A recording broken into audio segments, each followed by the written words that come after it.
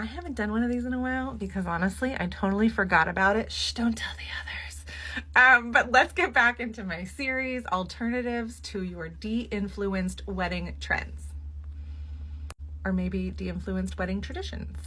Let's talk about wedding invitations today. I'm seeing all over TikTok that a lot of people don't want to do wedding invitations anymore.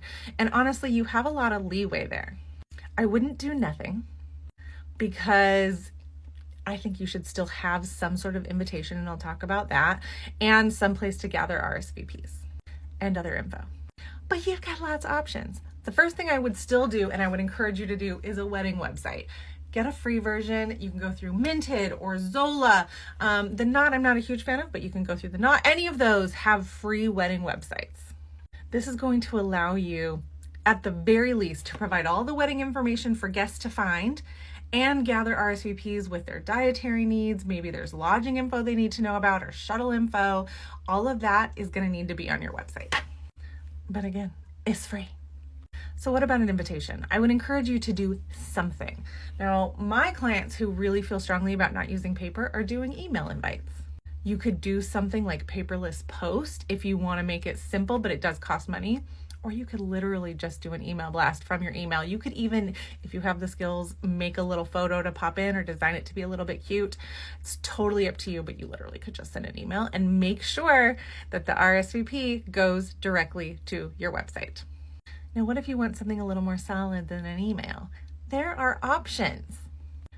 You could design something in Canva quite easily. You don't even need to pay for the pro version if you don't want to. You can also order it through Canva should you want. It's on the more affordable side in my experience, depending on what you're getting done. And they've got a bunch of templates that you can use, and they stand by their quality control. So if they make a mistake, I forget exactly if they refund you or they just replace it. But regardless, they have a good QC process. Or you can design something yourself, whether in Canva or another program, make it a PDF and take it and print it at like Staples, Office Depot, one of those. Make sure you've got the size right if you're using an envelope. With Canva, they include envelopes, by the way.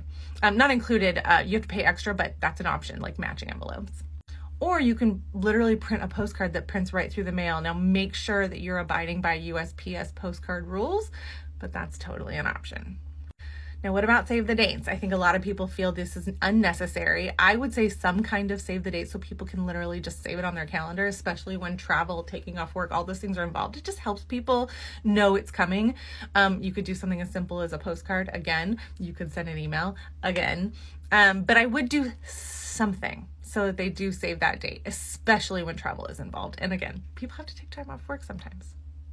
And lastly, stamps. If you don't want to get that fancy stamp, you don't have to. Any stamp will do if you're putting it through the US mail. That's, the appropriate postage. Keep in mind, if you're stuffing lots of things in there, it might be more postage. So again, a postcard could be a way to go, or just a simple invite inside an envelope, and then they go to your website to find all that info. But if you get the fancy stamp, also know that the post office is going to stamp it with their postage paid, and it's probably going to cover up that pretty stamp anyway. So if you're not attached to it, don't do it. If you have questions, pop them in the comments. Happy wedding planning.